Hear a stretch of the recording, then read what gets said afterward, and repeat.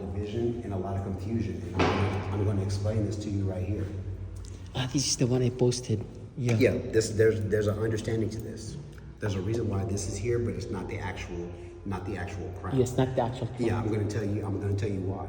Because when Jesus was taken down from the cross, Mary took the crown off of him. Yeah. But before they actually prepared him in the shroud, they had to make sure that all the hair and everything, all the blood and hair and the sweat and everything that was in his hair wouldn't stick to the actual cloth. So what they did is, after they prepared his body, they took everything off, they cleaned him up, they put this on his head, so that way the hair wouldn't get stuck to the shroud itself.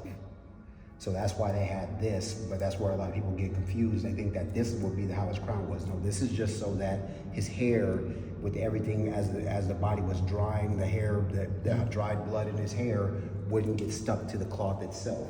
That's why when you look at the cloth, there's not that much blood or anything right here, but it's also wasn't ripped around any of this from the regular crown, and it wasn't stuck to his hair. And this has a lot of history because there was a fire at the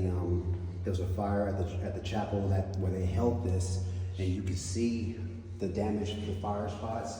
But if you look right here, the keys to these L-shaped holes was when they had him here in the shroud and they was moving his body. They would have hands right here. So these holes right here are most likely when they was gripping the cloth and moving his body. So that's why these spots are here, because those were finger wounds where the finger holes may have got up there and got ripped into the cloth itself, and then the fire made singe the edges of those weakened threads where everything else was.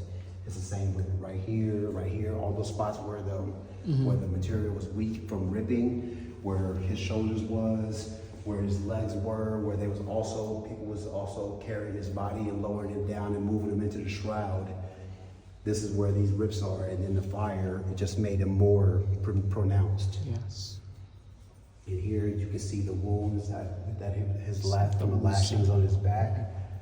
If you see right here, these are the examples of the whips that was used on him.